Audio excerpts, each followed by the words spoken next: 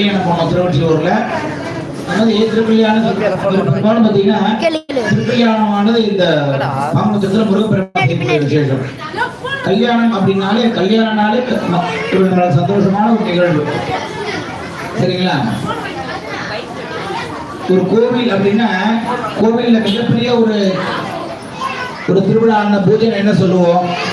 ஆடி திருவிழா, மாசி திருவிழா, இதெல்லாம் தெய்வத்துக்கு ரொம்ப உகந்தமான ஒரு நம்ம செய்கிறோம்.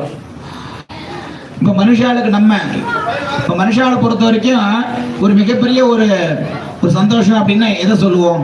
கல்யாணம். வீட்டில் ஒரு கல்யாணம் அப்படின்னாலே ஒரு மிகப்பெரிய ஒரு சந்தோஷம் எல்லாருக்குமே. கல்யாணம் அப்படின்னாலே இரு உறவுகள் சேரக்கூடிய, இரு குடும்பங்கள் சேரக்கூடிய தருணம் கல்யாணம். திருமணம் அப்படி சொல்லுவாங்க, விவாகம் நிறைய பேர் சொல்லிட்டே போலாம். கல்யாணம், திருமணம், விவாகம். திருமணம்னா என்ன? கல்யாணம் அப்படின்னாலே அதோட மகத்துவம் தெரிஞ்சுக்கணும். திருமணம் அப்படின்னா திரு அப்படின்னா உயர்ந்த, திரு அப்படின்னா உயர்ந்த, மனம் அப்படின்னா மங்களகரமான.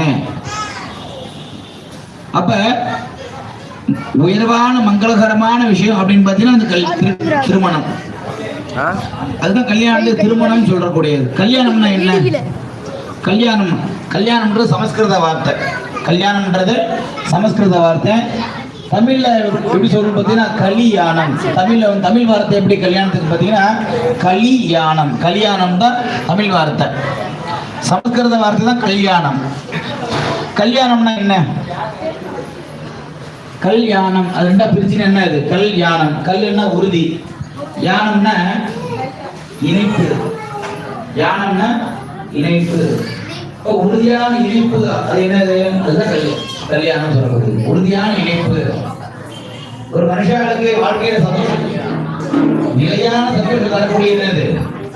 மன நிறைவு தரக்கூடியது கல்யாணம் தான். சரிங்களா? ஒரு மனுஷனுக்கு மன நிம்மதி, மன சந்தோஷம் தரக்கூடியது, நிலையான ஒரு திருப்தி தரக்கூடியது என்னது? கல்யாணம், விவாகம். சரிங்களா? உயர்ந்தமான ஒரு விசேஷமான ஒரு நம்ம சொல்லக்கூடியது கல்யாணம். ஒரு வீட்டுல கல்யாணம் சொல்லுவாங்கல்ல, வீட்டுல கல்யாணம் கலந்து சொல்லுவாங்க இல்லையா? ஒரு கல்யாணம்ன்றதான் மிகப்பெரிய ஒரு நம்ம தமிழ் சம்பிரதாயத்தில் கல்யாணம்ன்றதான் மிகப்பெரிய ஒரு செய்யக்கூடிய ஒரு வைபவம். சரிங்களா? அப்படிப்பட்ட கல்யாணம் சொல்லக்கூடியது மனுஷங்களுக்கு செய்யக்கூடிய கல்யாணமே ரொம்ப கோலாகலமா இருக்கும். ஒரு கல்யாணம்னாலே நிச்சயதார்த்தம் பண்ணதுலேருந்து அதுலேருந்தே வீட்டு அந்த சூட்சமா அந்த கல்யாண காலம் வந்துடும். நிச்சயம் பண்ணதுலேருந்து பார்த்தீங்கன்னா வீட்டு கல்யாண காலம் வந்துடும். அப்புறம் என்ன பண்ணுவாங்க? பந்த கல்யாணம். கல்யாணம் 5 நாள் முன்னாடி பந்த கல்யாணம் பண்ணுவாங்க. அதுலேருந்து மாப்பிள்ளை காப்பு கட்டிடுவாங்க. அதுலேருந்து கல்யாண வேலையெல்லாம் தொடங்க ஆரம்பிச்சிடும். அப்போ ஒரு கல்யாணம் அப்படின்னாலே அது பெரிய சந்தோஷம் எதுவுமே கிடையாது. கல்யாணத்தை விடையும் பெரிய சந்தோஷம் பெரியதாக உண்டா? மனுஷால செய்யக்கூடிய கல்யாணம் அப்படின்னா அதுவே நமக்கு எவ்வளோ சந்தோஷம் தரக்கூடியது. அப்போ தெய்வங்களுக்கு நடக்கக்கூடிய திருமணம் மட்டும் எவ்வளோ மகத்துவம் உண்டு. சரிங்களா? மனுஷால செய்யக்கூடிய கல்யாணமே ரொம்ப சந்தோஷம் தர இருக்கும். அப்ப தெய்வத்துக்கே கல்யாணம் பண்றோம்னா எப்பேற்பட்ட பாக்கியம், எவ்வளோ பெரிய மகத்துவம், எவ்வளோ புண்ணியம் அப்படிங்கிற நல்ல நாள் தான் பார்த்தீங்கன்னா பங்குனி உத்திரம். பங்குனி உத்திரத்தில் எல்லா முருகன் கோயிலையும் எல்லா சிவாலயத்திலையும் பார்த்தீங்கன்னா திருக்கல்யாணம் பண்ணுவாங்க.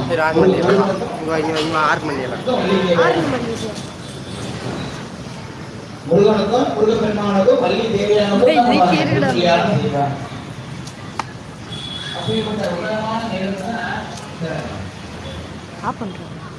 பரவாயில்ல இருந்துட்டு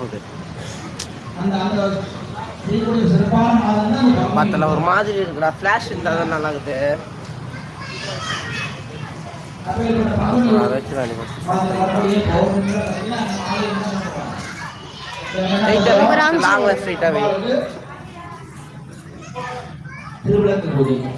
அந்த லைட் மேலே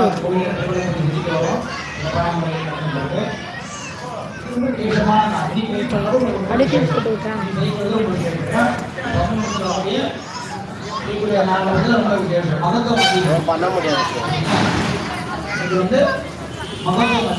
ஓட்டை இல்லைல்ல, அது கைட்டு வேணா தூக்கி அடிக்கலாம்.